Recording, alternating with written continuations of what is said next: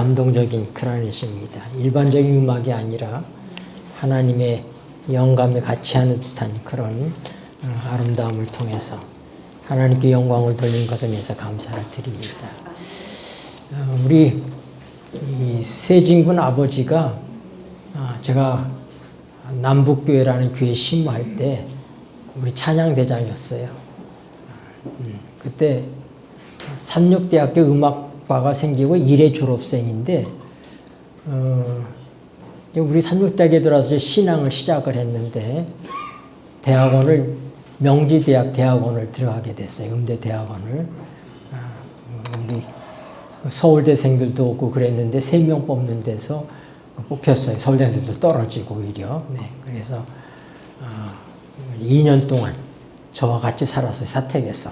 아버지가 그동안 꼭 우리 찬양대장을 해줘. 그때 당시에 우리 아까 사회 보신 우리 수석 장로님이 총각 집사였어요. 그때 당시에. 네. 그리고 우리 여기 앉아 계신 우리 조다순 집사님, 또 우리 최 집사님 어디 계셔? 네. 그때 다 남북교회 우리 교인들이셨습니다. 네.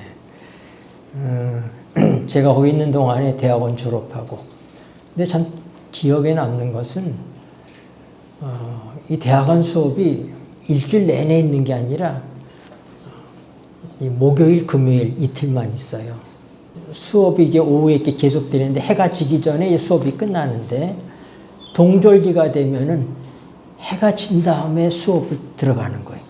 그럼 우리는 안식일이 금요일 해질 때부터 토요일 해질 때까지잖아요. 수업을 들어갈 수가 없는 거예요. 근데 그 시간에 그 교수님이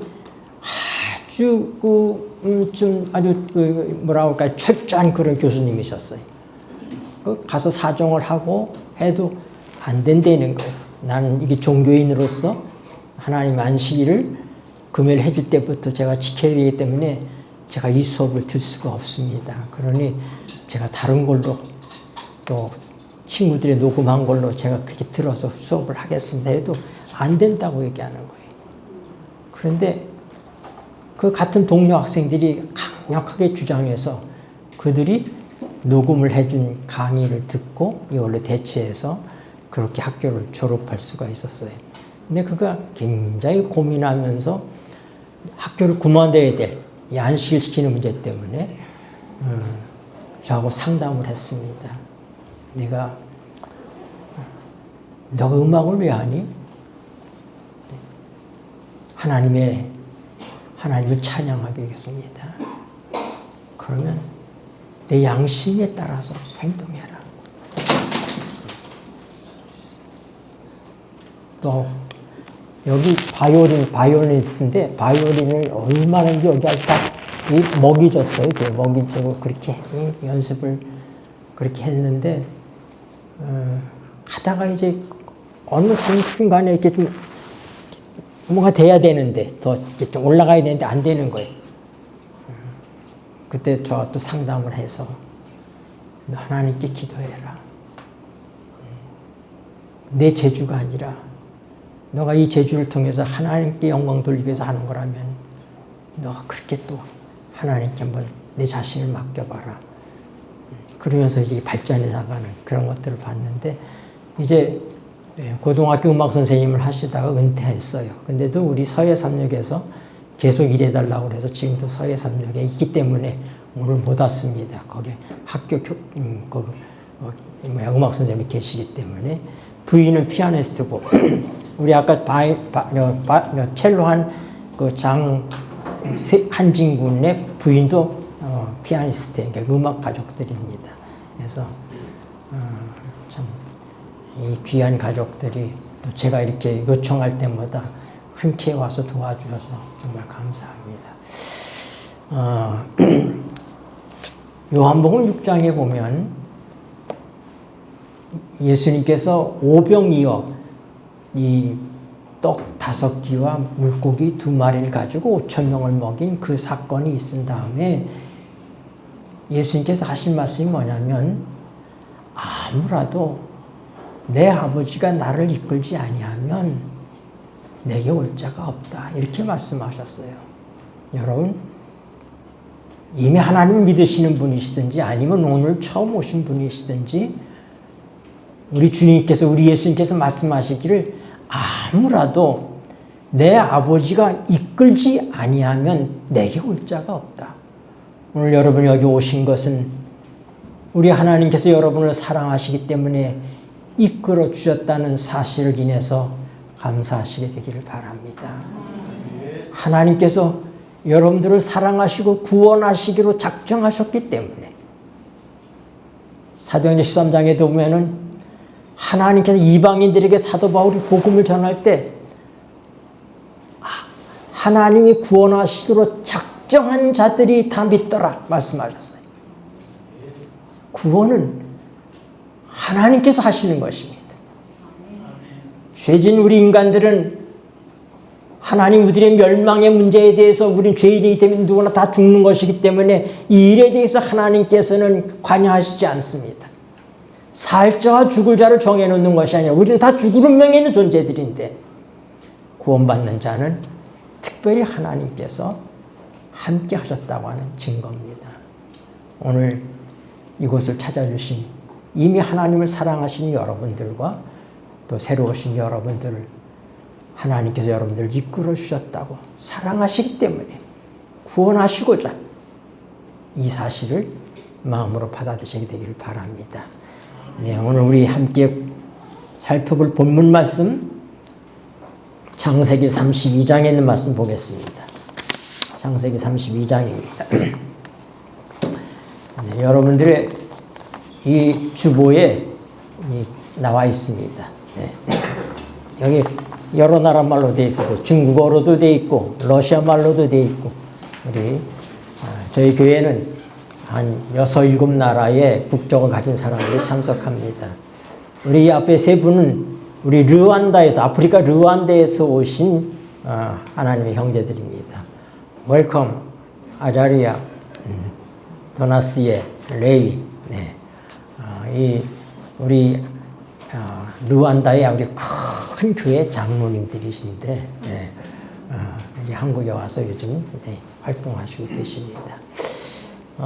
그리고 우리 많은 동포 분들이 있고 또 우리 캄보디아 형제들이 있습니다. 우리 캄보디아 형제들이 있고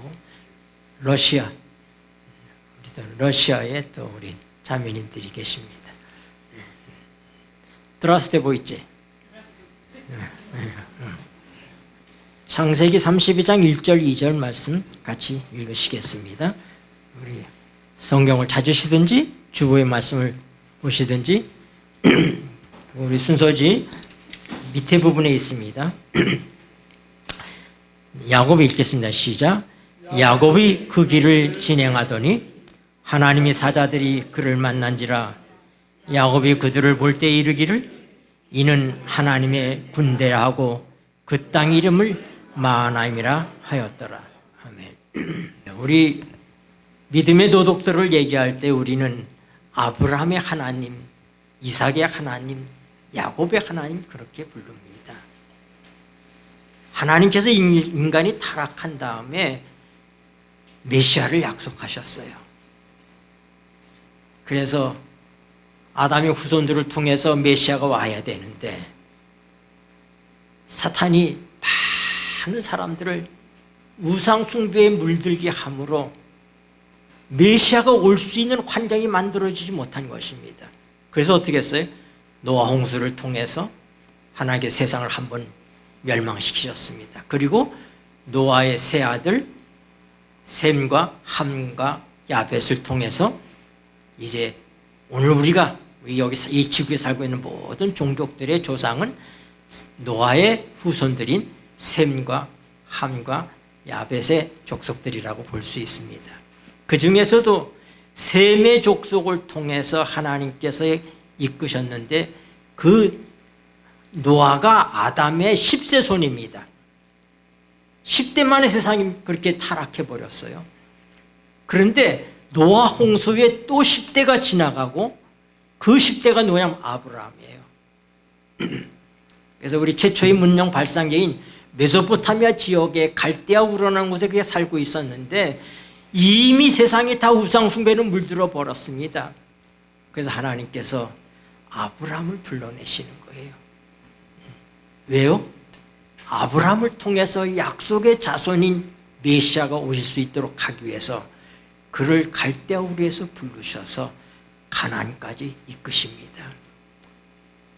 그래서 그 가나안에서 아브라함이 늦게 난 아들이 이삭이고, 그 이삭이 리브가와 결혼하고, 이 아브라함이 갈대아 우르를 떠나서 올 때 갈대아 우르에서부터 하란까지 왔는데, 거기까지는 가족들이 다 같이 왔어요.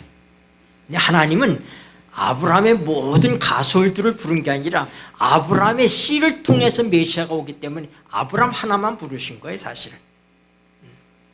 그래서 하란에서 그의 아버지 데라가 세상을 떠난 다음에 드디어 아브라함이 하나님의 부르심으로 가나안까지 옵니다. 그래서 아브라함의 후손인 이삭을 통해서, 그리고 그 이삭의 후손 가운데 쌍둥이인 에서와 야곱이 태어납니다. 그런데 리브가가 뱃속에 있을 때서부터, 리브가가 그 상태하고 있을 때서부터 요동을 쳤어요. 두 형제가 싸우기 때문에 리브가가 하나님께 여쭤봤습니다. 왜 이러니까 했더니 네 뱃속에 두 민족이 싸우고 있다, 그렇게 얘기했어요. 그래서 말씀하시기를 큰 자가 작은 자를 섬기리라. 그래서 장자가 누가 될 거라고요? 작은 자가 될 것이라고 그랬어요. 장자가 에서고 차자가 야곱입니다.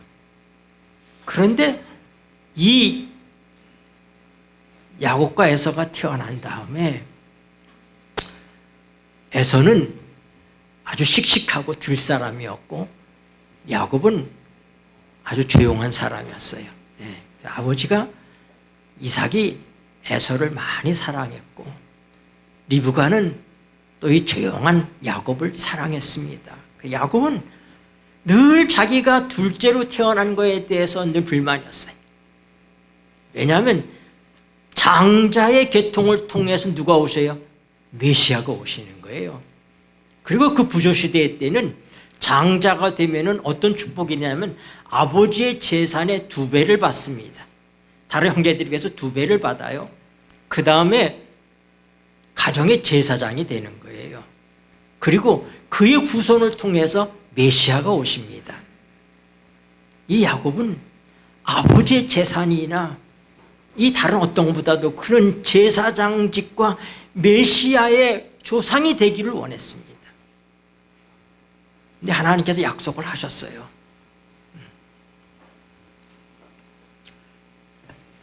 그런데 이삭은 나이가 많아진 다음에 하나님의 약속을 무시하고 그가 사랑하는 장자에게 축복을 하려고 할 때에 우리가 잘 아는 것처럼 그의 어머니가 야곱을 불러서 형처럼 축복을 받을 수 있도록 속여서 장자의 축복을 받습니다.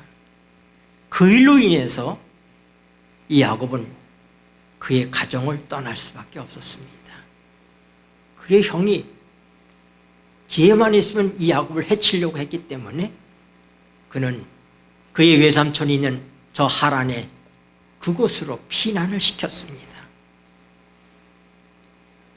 이 아버지 이삭이 그를 축복해서 내가 이방 여인 가운데서 내 아내를 취하지 말고 내 외삼촌 집에 가서 외삼촌의 딸들 가운데서 내 아내를 취하라고 해서 보냅니다. 그는 쓸쓸한 방랑자가 되어서 그 먼 길을 그는 혼자서 갑니다.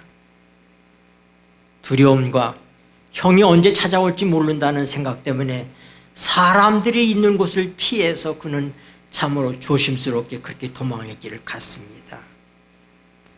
이틀째가 될 때 그는 쓸쓸하게 한 곳에 돌베개를 베고, 우리가 아까 불렀던 찬송처럼 돌베개를 베고 잠을 청합니다. 그는 하나님을 속이고 아버지를 속이고 형을 속인 죄인이 되었기 때문에 하나님이 더 이상 자기를 사랑하시지 않을 것처럼 생각되었어요. 그는 절망감 가운데서 기도할 용기도 나지 않았습니다. 하나님 하면서 그는 부르짖고 잠이 들었는데 꿈속에 하늘 끝까지 연결된 사닥다리를 보게 됩니다. 천사들이 하나님이 계신 그곳까지 오르락내리락 하는 꿈을 꿉니다. 그때 하나님께서 야곱을 부르십니다. 야곱아, 내가 너와 함께 있느니라. God said to Jacob, I am with you at Bethel. 하나님께서 뭐라고요? 내가 너와 함께 있느니라. 야곱은 하나님이 자기를 버린 줄 알았어요. 왜? 제가 자기는 속인 사람이에요. 하나님도 속이고 아버지도 속이고 형도 속인 그런 사람이기 때문에 하나님이 자기를 버리신 줄 알았는데 하나님께서 뭐라면은 야곱아, 내가 너와 함께 있느니라. 그리고 얘기하기를 I will be with you. 내가 앞으로도 너와 계속 함께 있을 것이다. 야곱은 아침에 일어나서 그가 부르짖기를 과연 하나님이 여기 계셨는데 내가 알지 못했다 하고 그는 그곳에 이름을 뭐라고 하냐면 베델이라고 이름을 짓는 거예요. 그래서 이 히브리어의 베이트라고 하는 것은 이 베이트는 이 집을 얘기해요. 엘은 하나님입니다. 그러니까 하나님의 집. 예수님이 태어난 베들레헴은 베이트레헴이에요. 그 베이트 집이죠. 레헴은 빵이에요. 그러니까 뭐예요? 빵집. 베들레헴이라는 동네는 아마 빵을 많이 했던 그런 동네인 것 같아요. 그래서 그가 베델이라는 이름을 그 지명을 짓고 하나님께 거기서 단을 자기가 기름을 붓고 하나님께 서원하고 길을 나갑니다. 내 라반은 그 외삼촌은 한 달쯤 이 야곱을 데리고 있어 보니까 똑똑해요.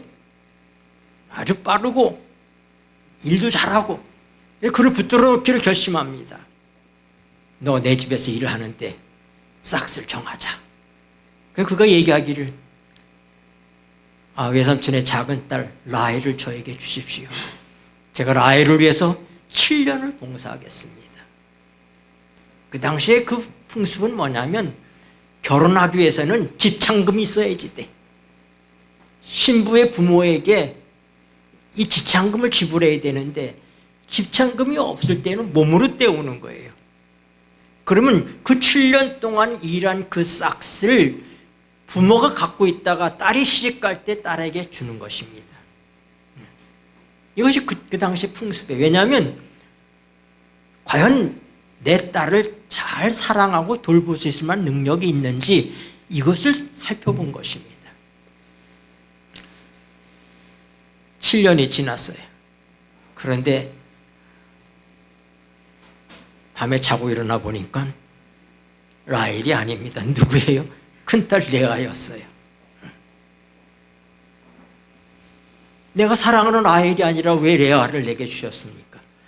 우리 풍습은 이렇게 하는 거라고.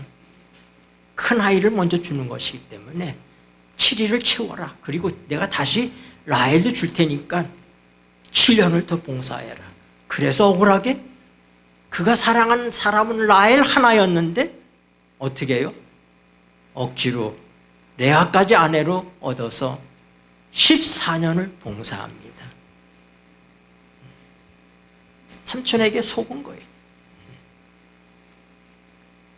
야곱은 왜 이렇게 부인이 많았나? 여러분들이 이상하게 생각할 거예요. 그런데 이제 그 시집갈 때 레아에게는 실바라고 하는 여종을 주었고 라헬에게는 이 비라라고 하는 여종을 주었는데 하나님께서 이 레아가 사랑받지 못하는 것을 보고 태를 열어서 자식을 낳게 합니다. 그래서 루벤, 시몬, 레위, 유다까지 나요. 근데 누구는요? 라헬은 애를 못 낳는 거예요. 나에게 애를 낳게 하라고 할 때 하나님께서 낳게 해줘야지 어떻게 낳게 했느냐. 아니, 라헬이 어떻게 하냐면 그럼 내 대신에 내 여종을 통해서 아기를 낳아달라고 부탁합니다. 여러분, 야곱이 평생 사랑한 사람은 라헬이었습니다. 왜 그가 그의 여종 비라를 취하였을까? 라헬이 자식을 갖고 싶어 하니까, 라헬의 뜻을 들어주기 위해서 여종의 자식이라도 그의 자식으로 삼고자 하는 그 열정 때문에 원하지 않는 비라를 통해서 단과 납달리를 낳습니다. 그러다가 이 레아가 보니까 자기 그 비라를 통해서 이 여종을 통해 자식을 낳으니까 자기는 또 생산이 멈추니까 누구예요? 실바를 또 주는 거예요. 그래 공평해야 될 거 아니에요. 그가 원하지도 않는 부인을 넷을 얻게 되는 거예요. 야곱이 여자를 좋아해서 아내가 넷이 된 게 아닙니다. 라헬을 사랑하는 문제 때문에, 라헬을 위해서 비라를 얻었기 때문에 할 수 없이 실바도 공평하기 위해서 그렇게 해서 자녀가 태어났는데, 나중에 하나님께서 누구예요? 라헬에게 요셉을 낳게 해주시죠. 나중에도 베냐민까지 낳기도 하지만은 이제 요셉을 낳은 다음에 이 14년이 지난 다음에 어떻게 해요? 거기서 일할 수 있는 이제 싹스를 정하자고. 이제 다 공짜로 일하는 시간이 지났으니까 싹스를 정하자고 하는데, 얼마나 약사 빠른지 그 삼촌이, 양이라고 하는 것은 목축업을 하는데 양이라는 것은 대부분 하얗잖아요. 근데 뭐라고 하냐면 하얀 양은 싹 빼놓고 어쩌다가 있는 점배기들, 그 점배기들, 그래서 점배기들이 있는 것을 싹 골라내고 하얀 것만 싹 주고는, 여기서 혹시 점배기가 태어나면 네 싹이다. 확률이 없잖아요. 하나님께서 복을 주셔서 그때부터 태어나는 건 점배기만 태어나는 거예요. 실한 양마다 점배기가 태어나는 거예요. 하나님이 약속대로 내가 너와 함께 할 것이다, I will be with you 한 것처럼 하나님께서 그에게 많은 축복을 주십니다. 라반이 와보니까 이게 무슨 일인가, 이게 어떻게 된 일인가. 야야야, 다시 하자. 이 점배기 말고 아롱다롱한 것으로 하자. 그러면 이번에 태어난 것도 다 아롱다롱한 것이 태어나는 거예요. 이래서 뭐예요? 6년 동안에 거부가 됐습니다. 하나님께서 복을 주셔서. 그러니까 라반이 안색이 변하고 라반의 자식들이 안색이 변하는 거예요. 그래서 자기 외삼촌이 멀리 떠났을 때 하나님께서 내 고향으로 돌아가라고 얘기하십니다. 그런 고향에 가고 싶었지만 형이 무서워서 못 갔어요. 하나님이 가라고 그러니까 그의 아내들을 부릅니다. 그리고 뭐라고 하냐면은, 내 아버지 아브라함의 하나님, 이삭의 하나님이 나와 함께 하였다. He God has been with me. 쭉 함께 왔다는 거예요. 쭉 함께 왔다. 그래서 우리가 이렇게 됐는데, 하나님이 날 고향으로 돌아가게 하니까 돌아가자. 그 딸들이 뭐라고 그러냐면, 그러자. 우리 아버지가 우리 두 딸을 당신한테 팔아먹고 그 지참금을 다 챙겨버렸다. 성경에 그렇게 얘기해요. 그러니까 라반이 그 지참금을 누굴 줘야 돼? 딸들에게 줘야 될 게 7년간 일한 걸 줘야 될 거 아니에요. 그게 아니라 안 줘버린 거예요. 이렇게 약사빠른 사람이에요. 그래서 그 도망을 칩니다. 11아들과 종들과 약대들과 양떼들과 다 몰고 도망을 치는데 7일쯤 가니까 누가 쫓아왔어요? 라반이 3일 만에 알았어요. 그래서 그가 자기의 장종들을 데리고 아들들을 데리고 급히 쫓아옵니다. 7일을 쫓아와서 만났습니다. 그래서 뭐라고 얘기하면은, 내가 왜 이렇게 갑자기 도망가느냐. 내가 너를 해할 만한 힘이 있지만은 어젯밤에 내 아브라함의 하나님, 내 아버지의 하나님이 너에 대해서 선악간 말하지 말라고 그래서 내가 너를 해하지 않는다고 얘기합니다. 그때 야곱이 힘을 얻어서 자기 삼촌을 나무랍니다. 하나님, 삼촌, 내가 14년 동안 일을 했습니다. 그리고 싹을 정해서 6년 동안 일하는데도 삼촌이 싹을 10번이나 번역했습니다. 그러나 내 아버지 하나님, 내 조부의 하나님이 나에게 함께 해줬습니다. 그래서 그것을 이제 더 이상 침범하지 않기로 하고 그곳에서 돌무더기를 쌓고 조약을 체결합니다. 그걸 여갈사두다. 라반은 그렇게 말했습니다. 그리고 이 야곱은 갈렛 그렇게 얘기했어요. 그 땅 이름이 그렇게 된 것입니다. 갈렛, 여갈사두다 같은 뜻이에요. 돌무더기, 증거의 무더기. 그때 이후로 더 이상 가나안의 이 야곱의 식구들과 라반의 아들 하란의 메소포타미아에 있는 식구들의 교류가 끝났습니다. 영원히 끝났습니다. 더 이상 이제 걸려 가는 일도 없고 일로 오는 일도 없었어요. 네. 이런 과정을 거치고 이 하란에서 삼촌의 집에서는 천덕꾸러기처럼 살았던 그가 드디어 이제 창세기 32장에 하나님의 약속에 있던 가나안으로 들어서게 되는데 거기서 만난 게 뭐냐면은 하나님의 군대입니다. 태양빛보다도 찬란한 하나님의 두 진영의 군대가 마하나임은 마하네는 군대라는 뜻이에요. 마하나임 하면은 two camps, 두 군대라는 뜻입니다. 이 야곱의 뒤를 보호하는 천사와 앞을 보호하는 천사, 그의 전우를 보호하는 그 천사의 군대를 본 것입니다. 그리고 그곳에 얘기하기는 뭐냐면 마하나임이라고 이름을 진 거예요. 하나님의 두 군대다. 야곱은 죄인입니다. 그렇지만 하나님께서 그를 용서하시고 함께 하시겠다고 약속하셨어요. 그래서 그가 이제 무서워서 멈춰서 기다리던 고향을 향해서 갑니다. 근데 드디어 하나님의 약속에 들어오자마자 하나님께서 뭐예요? 하나님의 군대를 그 눈에 보이게 해서 야곱아, 눈에 보이지 않았지만 내가 너를 이렇게 보호하고 있었다. 너는 이제 방랑자가 아니라 이 땅의 주인이다. 너는 하늘의 왕자다. 하나님 인정하는 사람이다. 히브리서 1장 14절에 보면은 천사는 어떤 존재들이냐? 천사는 하나님의 백성 구원 얻을 자들을 위해서 섬기라고 보내심을 받은 자들이라고 얘기합니다. 여러분, 천사가 하는 일은 하나님을 섬기고 하나님의 백성을 섬기는 일이 천사가 하는 일입니다. 우리가 잠시 동안만 천사보다 못하게 창조되었다고 그랬습니다. 우리 예수님이 인간으로 오셨습니다. 하나님이신 그분이 하나님의 아들이 인간으로 오셨습니다. 예수님이 이 땅에 계실 때 천사보다 조금 못한 상태로 사셨습니다. 우리와 똑같은 인간으로 되셨어요. 그러나 예수님이 사람이 되신 것처럼 하나님께서 우리를 하나님의 아들로 받아주십니다. 예수 그리스도의 십자가와 부활을 통해서 예수님 우리와 한 형제가 되었어요. 히브리서 2장 11절에 보면은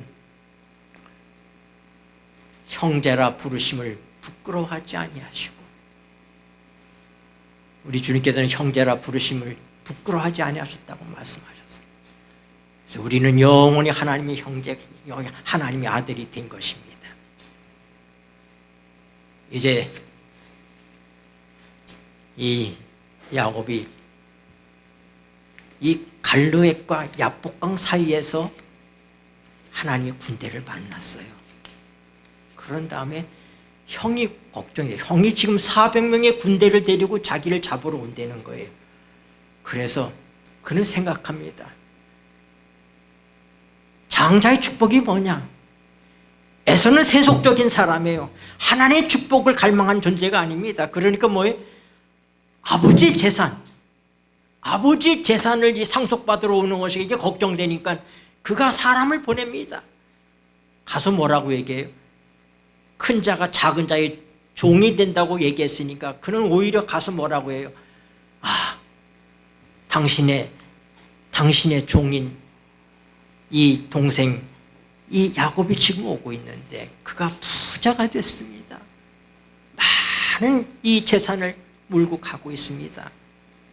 그래서 반응을 보는 거예요. 반응을 보는데 들은 척도 안 하고 400명의 군대를 데리고 진격하는 거예요. 이 소식이 야곱에게 들리니 야곱이 견딜 수가 없는 거예요. 그래서 그는 이제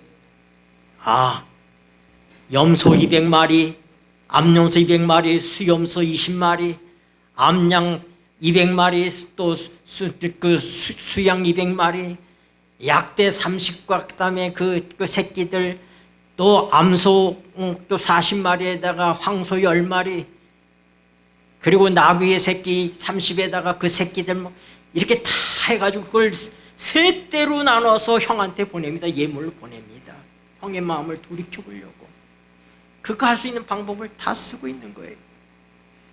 그 다음에 날이 저물어 갈 때 드디어 이 약복강을 건넙니다. 모든 식구들이 약복강을 건너게 하고, 그래도 이 야곱은 확신이 없습니다. 두려움에 떠는 거예요. 그는 혼자 이 약복 나루턱에 엎드립니다. 그의 죄가 그에게 물려옵니다. 아무 죄도 없는 내 가솔들, 내 아내들, 내 자식들, 내 죄 때문에 이들이 생명의 위험에 처해 있는 그 밤에 그는 홀로 엎드립니다. 그 지역은 위험한 지역이었어요. 강도들이 출몰하는 지역, 야수들이 출몰하는 그런 지역입니다. 그러나 그는 홀로 엎드립니다. 여러분, 기도는 홀로 하는 것입니다. 언제 우리가 하나님께 진실되게 매달릴 수 있느냐? 아무것도. 우리가 사람과 함께 있으면 사람의 도움을 찾습니다. 어떤 환경과 있으면 그 환경에서 도움을 받으려 하지만은 이 깜깜한 밤 나루턱에 아무도 없는 홀로 그는 하나님 앞에 섭니다. 그는 하나님 앞에 말할 수 없는 통렬한 회개를 합니다. 하나님. 근데 그때 누군가가 와서 자기 두 손을 꽉 잡습니다. 그는 형이 보낸 자객인 줄 알았습니다. 그래서 어떻게 해요? 밤새도록 씨름을 합니다. 이 히브리 말로 그 씨름한다는 말이 아바크예요. 아바크라는 얘기는 먼지가 나도록 뒹군다는 얘기입니다. 레슬링을 한다 이 말입니다. 네. 이 손을 놓치면 내가 죽을 것 같아서. 그래서 그가 그 위기의 순간, 그 긴박한 순간에 그는 그의 가솔들 유약하고 아무것도 모르는 자기 식구들이 그 운명과 죽음이 눈앞에 보이면서 하나님 앞에 말할 수 없는 회개를 하고 씨름을 합니다. 그런데 이 천사가 그의 야곱의 환도뼈로 손으로 만지니까 뼈가 유골돼 버립니다. 그 순간에 이건 자객이 아니구나 하는 걸 알았어요. 더 붙듭니다. 날이 새어가니 나를 놓으라 하고 얘기하니 놓을 수 없습니다. 나를 축복하기 전에는 제가 놓을 수 없습니다. 야곱은 하나님의 축복까지라도 자기 방법으로 자기 노력으로 얻으려고 했지만은 이제는 이 야복강에서 야곱은 하나님께 하나님, 나는 놓을 수 없습니다. 나를 축복해 주시기엔 놓을 수 없습니다. 그의 모든 운명이 하나님께 있다는 사실을 고백합니다. 그때 묻습니다. 내 이름이 무엇이냐? 야곱입니다. 야곱이란 뜻은 야곱이 어머니 뱃속에서 나올 때 형의 발꿈치를 잡고 나와서 그래서 발꿈치를 잡는다 이런 뜻이고 속이는 자라는 그런 뜻이 있습니다. 이름은 그의 인격과 존재를 얘기합니다. 저는 야곱입니다. 하나님의 축복까지라도 내 재주로 받으려고 했던, 속여서 받으려고 했던 존재입니다. 그러나 하나님, 당신을 도울 수가 없습니다. 나를 축복해 주십시오. 그때 그에게 하는 말이 이제 내 이름을 더 이상은 야곱이라고 하지 마라. 이스라엘이라고 하라. 내가 하나님과 겨루어서 이겼다. 여러분, 어떻게 인간이 하나님과 싸워서 이길 수 있습니까? 그러나 하나님은 우리가 온전히 하나님께 우리 자신을 맡기고 자신을 포기하고 우리 전 존재를 드릴 때까지 우리와 싸우시는 하나님이십니다. 야곱의 통렬한 회개는 하나님의 손이 그를 잡았을 때 시작됐습니다. 야곱이 하나님을 찾아가는 것이 아니라 하나님이 그 홀로 있는 밤에 그를 찾아와서 그의 손을 잡으셨습니다. 당신의 이름이 뭡니까? 내가 왜 내 이름을 묻느냐? 그 밤에 그를 만난 사람은 다름 아닌 예수 그리스도십니다. 단순한 천사가 아니라 하나님이십니다. 그래서 그가 그곳을 뭐라고 해요? 분이엘이라고 이름을 짓습니다. 분이엘, 하나님의 얼굴. 이스라엘이라는 뜻은 사람이 하나님과 겨루어서 이겼다. 성경이 그렇게 얘기합니다. 그러나 원문으로 이스라엘 뜻을 직접 보면 뭐냐면은 이것은 살아라고 하는 것은 싸운다는 뜻입니다. 사라르, 엘은 하나님이잖아요. 그래서 하나님이 싸우신다. 사라르는 하나님이 다스리신다, 그런 뜻이에요. 그러니까 이스라엘은 하나님이 다스리신다는 뜻입니다. 하나님의 능력으로 보호함을 받는다는 뜻입니다. 하나님이 대신 싸우신다는 뜻입니다. 여러분, 야곱은 베델에서 하나님의 언약을 경험했습니다. 그건 약속이었어요. 그런데 마하나임에서 하나님의 약속의 체험을 눈으로 봅니다. 하나님의 군대를 봅니다. 그리고 그는 그 밤에 하나님과 씨름합니다. 우리는 이제 지성소에 계신 우리 예수님께서 이 마지막 때에 의로운 자는 그대로 의롭고 불의한 자는 그대로 불의할지어다 하고 문을 닫고 나오시면은 이제 더 이상의 이제 회개하는 일도 또 구원받을 일도 없이 모든 게 끝나게 됩니다. 그때 사방을 붙들고 있는 천사가 이 바람을 놓아버리면 마지막 큰 재앙인 7재앙이 내립니다. 그때 하나님의 성령이 떠나십니다. 왜요? 성령이 하실 일이 이제 끝났어요. 왜냐하면 구원받을 자가 확정됐습니다. 모든 게 끝났어요. 그리고 이제 뭐예요? 하나님의 자비가 섞이지 않은 마지막 진노, 하나님을 끝까지 거절하고 반대했던 그 엄청난 세력들에 대한 재앙이 7재앙이 내리게 됩니다. 그런데 가나안 백성에게는 안 내린다고 그랬어요. 그것이 왜냐하면 10장이 애굽에서 나올 때 10장이 내릴 때 고센 땅에 있는 하나님 백성에게는 안 내린 것처럼 7재앙 때에는 구원받은 하나님 백성에게는 그 재앙이 내리지 않는다고 그랬습니다. 그런데 그때 하나님을 대적하는 세력들이 하나님 백성들을 위협합니다. 에서가 야곱을 죽이기 위해서 찾아오는 것처럼 이 막강한 세속의 세력들이 하나님 백성을 위협할 때 그때 우리가 겪게 되는 환난을 야곱의 환난이라고 얘기합니다.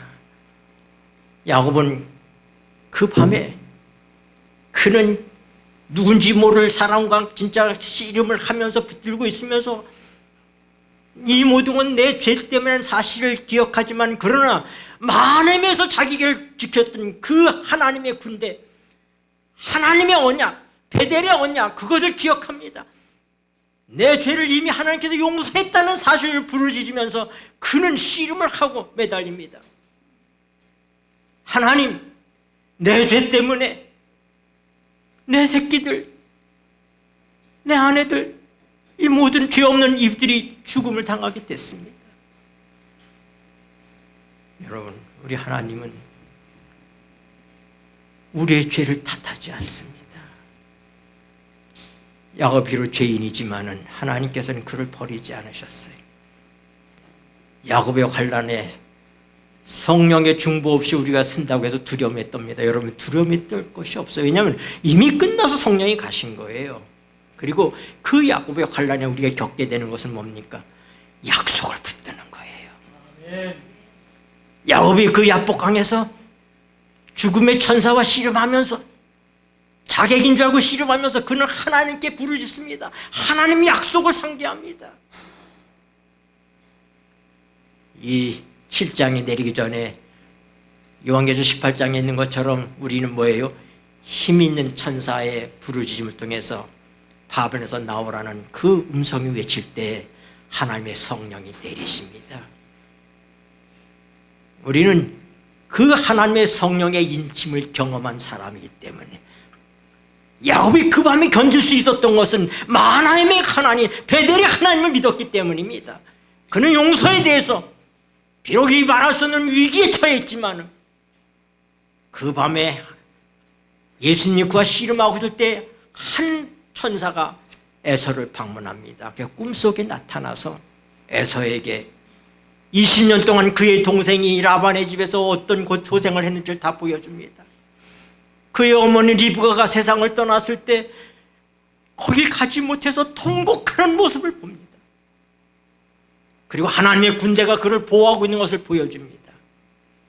그래서 에서는 그의 동생을 보면서 부둥켜 안고 웁니다. 자기 그 모든 그 군대들에게 얘기합니다. 내 동생 야곱을 해하지 말라. 지난밤에 하나님이 나에게 나타나셨다. 하나님의 군대가 그를 보호하고 있다. 야곱의 환난 때에 악한 무리들이 우리를 공격할 때 하나님께서 그걸 다 막아주실 것입니다. 그들의 무기들이 종이짝처럼 변할 것이라고 얘기했습니다.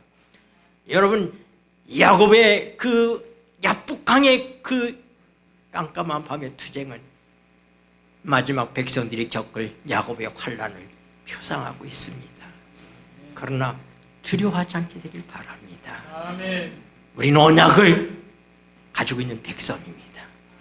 마하나임을 군대를 보호하듯이 성령의 강력한 임재를, 성령의 인침을 우리는 늦음이 성령을 통해서 경험하게 될 것입니다. 그러므로 그날 우리의 그 위험 속에서 악한 무리들이 우리를 위협할 때 그때 아무도 죽임을 당하지 않을 거라고 그랬어요. 그 위험한 때에 우리는 뭐예요? 통렬한 회개가 있을 거예요. 근데 이 통렬한 회개는 미리 했어야지 되는 거예요. 오늘 사랑하는 여러분, 저는 이 시간에 우리 모두가 다 야곱과 같은 심정으로 하나님 앞에 통렬한 회개를 하게 되기를 바랍니다. 저는 어젯밤 깊은 밤 여기 있었습니다. 제 방에 있으면서 제가 이 말씀을 준비하면서 다시 한번 저는 통렬한 회개를 하고 걷잡을 수 없는 그런 통곡과 눈물로 제가 여러 시간을 보냈습니다. 내 죄 때문에 내 새끼들이 구원받지 못하면 어떡하나? 내 죄 때문에, 나의 부족함 때문에 이 하나님 귀한 성도들이 구원받지 못하면 어떡하나? 하나님, 내 죄를 용서해 주시고 하나님 앞에 통렬한 회개를 할 수밖에 없었습니다. 여러분, 마하나임의 하나님은 여러분의 하나님이십니다. 비록 야곱이 잘못했지만 하나님이 그들을 구원하신 것처럼 오늘 우리가 할 일은 우리를 버리고 하나님 앞에 철저하게 자기를 버리는 회개를 하는 것입니다. 내 자식들이 구원받아야지 않는데 내 죄 때문에, 나 때문에, 야곱의 죄 때문에 그의 자식들이 운명이 어떻게 될지 모르는 그 위기 앞에서 통렬한 회개를 부르짖던 야곱처럼 오늘 우리의 심령이 그렇게 되기를 바랍니다. 아멘. 그럴 때 우리가 주님 오실 때까지 살아있다 할지라도 또 이 마지막 날 앞에는 특별 부활이 일어나게 돼서 우리가 그 야곱의 환난을 통과하게 될 거예요. 여러분과 나는 그걸 다 겪어야 될 사람들입니다. 그때 우리가 마하나임의 하나님을 기억하시게 되길 바랍니다. 아멘. 베델의 하나님을 기억하시게 되길 바랍니다. 아멘. 기도하시겠습니다. 고마우신 하늘 아버지, 비록 죄인이지만은 우리를 택하시고 언약하시고, 야곱이 비록 죄인이었지만은 그를 아브라함의 하나님, 이삭의 하나님, 야곱의 하나님으로 칭하신 하나님, 그를 통렬히 회개케 하시고 그 자아를 버리게 하시고 새로운 존재가 되어서 이스라엘이 되어서 그 여러 어머니에서 태어난 자식들이 그렇게 서로 시기하고 질투하고 요셉을 죽이려 하고 팔아먹고 그랬지만은 끝내는 그 자녀 12를 다 구원하셔서 이스라엘 12 족장이 되도록 이끌어주신 하나님, 우리의 자식들도 그렇게 구원해 주시옵소서. 아멘. 오늘 우리에게 먼저 이스라엘의 경험을 주셔서 통렬한 회개를 통해서 하나님의 언약을 상기하고 믿는 가운데, 비록 우리가 잘못했지만 하나님, 우리의 사랑하는 사람들을 구원해 주시옵소서. 아멘. 우리의 형제들을 구원하여 주시옵소서. 아멘. 우리 구주 예수 그리스도 이름으로 간절히 기도드리옵나이다. 아멘.